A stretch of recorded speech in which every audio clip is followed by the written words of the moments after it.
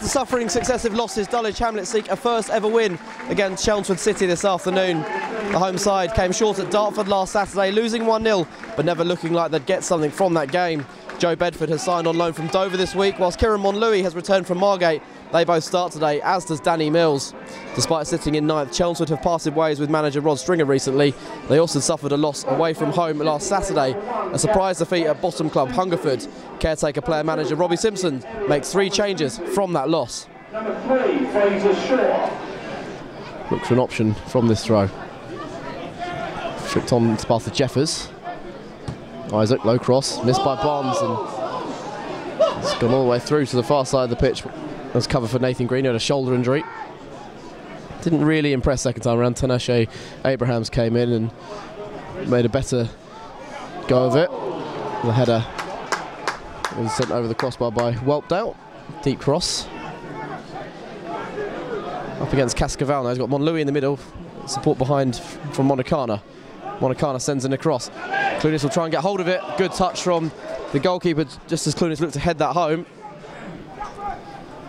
Barnes short to Clunis from the throw. Barnes lost it into the area. Simpson. Oh, that's a mistake. Mills goes down. Penalty awarded. Well, Robbie Simpson got a call from his goalkeeper, I think, that made him hesitate, allowed the ball to go through his leg, and Mills was ready to pull the trigger and had his legs taken away from underneath him. There was an apology from the goalkeeper. A real mix-up in communication. Monacana scored a couple of penalties this season, both of the ones he's taken, against Tunbridge and against Braintree. Up he steps, Monacana. Oh, he's at the post, and it bounces out to safety. Keeper went the wrong way, hit the outside of the post.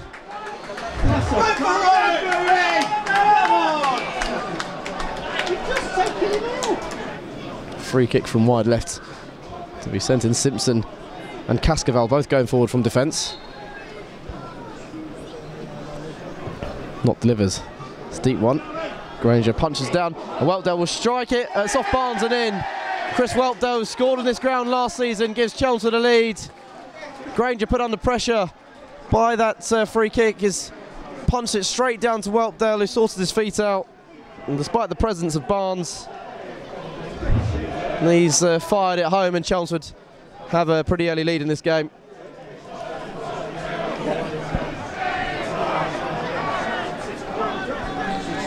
Whelpdale part of the temporary coaching staff. That was his 9th goal of the season. Whelpdale, the goal scorer, with another throw into the area. Higgins will try and head on. He does just that. Flicked on, and Granger gathers. Good claim. Header from Knowles, destined for the top corner.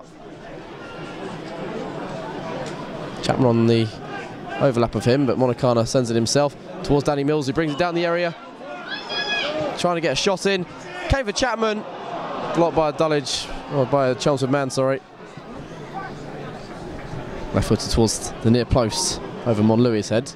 Cleared away to Clunis, midway through the Chelmsford half. Back to Barnes. Oh, and he slips as he tried to send it forward. He's sent the ball against Tom Knowles, and the ball deflects down the left wing. 3-on-2 in Chelmsford's favour here. Knowles has got Higgins at the far post if he looks up. Pulls it back into a good area, but Clunis is there to get it clear before Jeffers. Dulwich survive. 10 yards in front of him, 15 yards in front of him. Chapman throws down the line. Mills nods it on, and Monacana has space on that right wing. He's got players in the box. 3 of them, in fact. Sends it in towards Monlouis. Mills is there off the bar. Monlouis for the rebound, 1-1. Kieran Monlouis back at Champion Hill and on the score sheet for the first time as a Dulwich Hamlet player. Mills hit the woodwork. Monlouis converts the rebound, and Dulwich are level. Monacana shows how good he is with his crossing ability. Mills thundered the woodwork with his header, but unlike the penalty, the rebound came to a Dulwich player, and Monlouis converts from close range. On the outside of him, Whelpdale coming forward, the Chelmsford's goal scorer. Mills is chasing him back, trying to force him out down this wing. Tracking him back, Danny Mills. Whelpdale gets in the cross, that's a good looking ball. Higgins is there, and he's put his header straight at Charlie Granger. A yard either side, and Chelmsford take the lead. Jaha fires the pass to Mills. Early ball on, and Monlouis in. Chance for 2-1. Monlouis trying to send it across goal to Clunis. I wonder if he could have put his foot through that.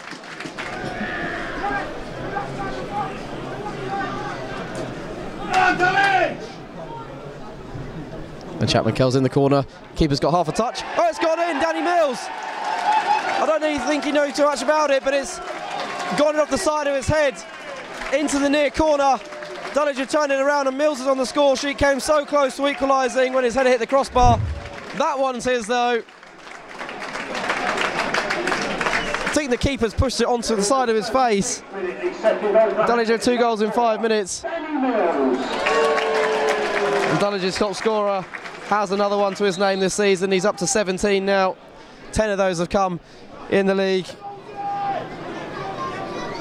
And it comes. Headed on and straight into the midriff of Granger again. Cascaval got in front of his man. It's chaos in that penalty area. Monlouis gliding over the pitch again, Kieran Monlouis. Aaron Barnes on this left wing, short pass to Monlouis again. Clunis outside the boot pass, trying to set Monlouis at his way. He's in the area, Kieran Monlouis, can he pull it back? Yes he can, Clunis for 3! Oh, he's tipped it over. He's just put it over Clunis as he stretched, curled away from the top corner.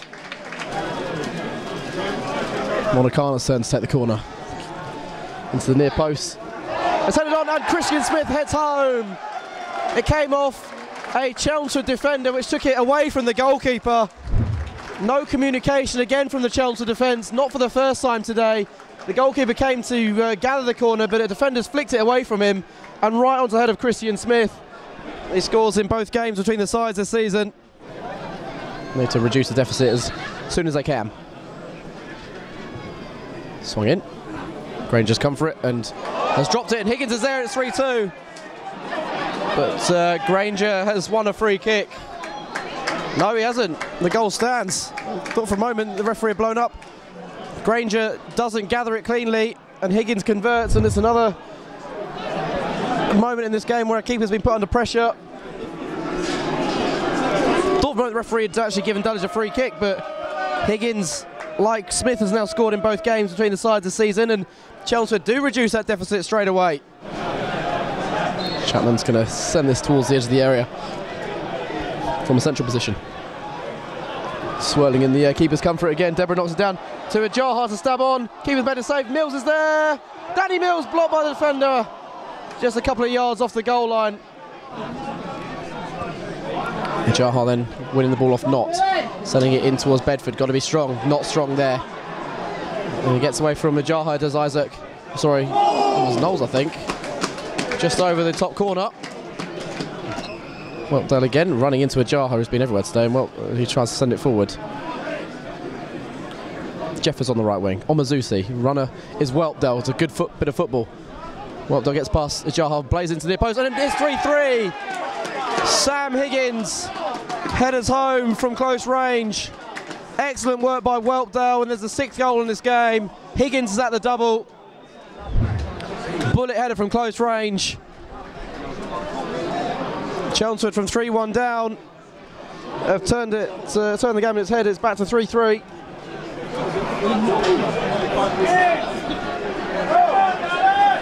And Mazusi just stretched to head it before Clunis could make something of it. Here's Knowles in central position, driving onto the edge of the area. This might come through to Higgins. Great block by Deborah. Shot from distance is blocked as Knowles sent it goalwards. It'll go for a corner.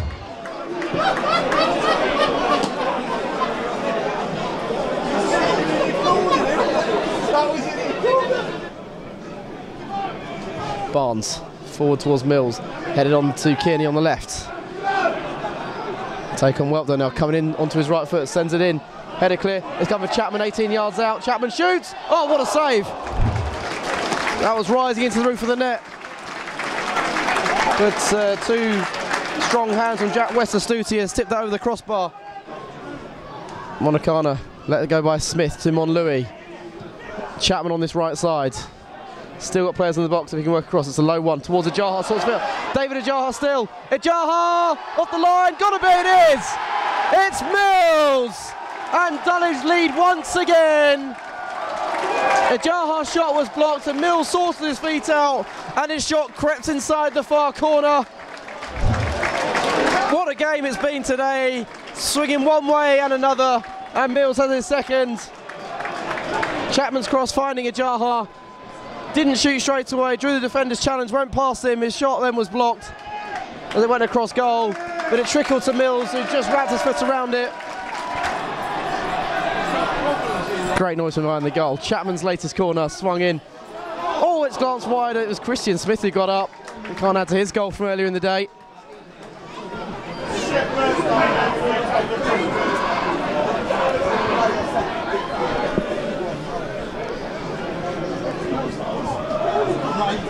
There goes Mills on the charge, long ball forward. Cascavel got there first, ahead of Mills.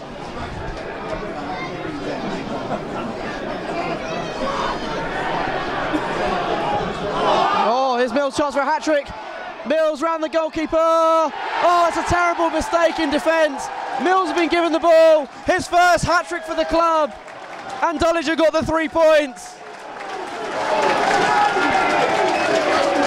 Chelmsford had the ball on the right wing, just passed it infield to Mills, and all he had to do was round the goalkeeper.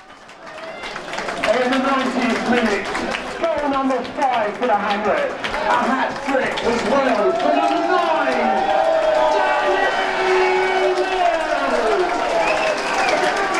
9. As I say, his first hat-trick. 5 minutes added on though. Chelmsford have time. Last time Dulwich went 2 goals up, they scored immediately. Here's Whelpdale. And again, gets back from Ray and he's gone for goal. Oh, what a save, Charlie Granger. That ball was swerving through the air. That's an unbelievable bit of goalkeeping from Granger. Once again, in the past month or so, he's produced some stunning saves, and that's right out of the top drawer. Gav, it was a game that ebbed and flowed in either direction, but what was your assessment of today? We won the game, so I'm happy about that. We didn't have the control that we would have wanted. The conditions in the game kind of dictated how it was played as well in both halves. But we gave away, I'd say, 2 goals that obviously we shouldn't have given away. The first and second goal, which obviously caused a lot of panic, and it just makes you feel that we're gaining momentum and then it's taken away. Away from that, we scored 5 goals today, and I felt that without the 2 goals that they scored, didn't really think they opened us up really that much. The third goal for the equaliser they scored was good, but apart from that, I didn't really think there was. They opened us up throughout the game, and the 2 goals we gave sort of gives a different balance of what the game was actually like. Credit to the boys. Credit to the boys. I thought, we've come off the back of 2 defeats. And come back in and we played positively. There was spells in the first half when we was really good. We got the ball down and we made some 2v1s in both areas and crossed the ball well. And Jeff and Chappers' delivery in particular were good. Danny and Kieran were attacking. Very good to watch. Dave and Joe worked hard to get the ball back and pass it simple. So some nice things that we saw in the first half in particular. So I'd say overall, look, we've won the game. That's the most important thing, and I felt that was more aggressive than we were last week as well. You say credit to the boys, and you can say credit to us during the game as well, because we've missed a penalty and gone 1-0 down. Heads could have dropped easily, and then to be 3-1 up and then concede those 2 goals, and they've come back into the game. Again, we kept going, didn't we? And that was great to see that result from them. Yeah, 100%. We obviously, it was quite a topsy-turvy game in terms of emotion. Missing a penalty and then conceding a goal. They can easily feel sorry for themselves. They come back in at half-time 2-1 up. We then go 3-1 up and then go back to 3-3. Emotions again could be quite feeling sorry for yourself, which I probably think we had a little period where we were feeling sorry for ourselves, and then we managed to bounce back. Dave Ijara from the 4th goal I thought showed a good presence of mind and a lot of determination. I know Danny scored the goal, but I thought he really played a massive part in that goal. And then obviously the last one for Dan was great as well. Kieran Monlouis has been at the club for a few months, been out getting game time at Margate. He's done well down there by all reports. To bring him back in and see how well he played today must have been very pleasing for you. Yeah, I mean, Kieran came back in off the back of his loan. It was really about him maybe going back on loan again. But I'm very much an open-minded person. He came back in and trained, I think on Tuesday or Thursday, and trained well.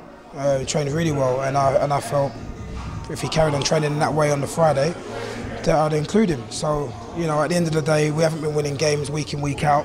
So it isn't a team that, is you know, can't be interchangeable or replaceable.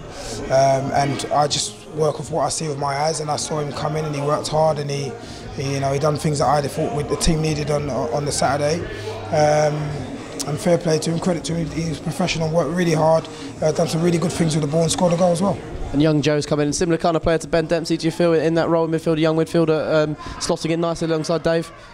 Yeah, he ain't played for 6 months really, so we know that he's going to need some time to get his game legs going. He offers a lot of quality. In the mould of maybe what you say a Dulwich player is, he's technically good and he can pass the ball over short and long distances. I feel like the more hard sessions he gets under his belt and matches he gets, the better he'll become in his spell here. And obviously nice to have a week between games now to rest the squad. No Quaid's hopefully going to be back for next week. Good test against Havant and Waterlooville next week, but having shown the resolve today, you'll be backing yourself to go there and put in another good performance. Yeah, obviously the results that we've lost, I think there's had a similar ring to it, that we've started really slow and then had to try and claw our way back into the game. So today, I don't think we actually started slow. I thought we started in the right manner. But I think if we go down to Havant and start in the right way, they'll be in for a good game.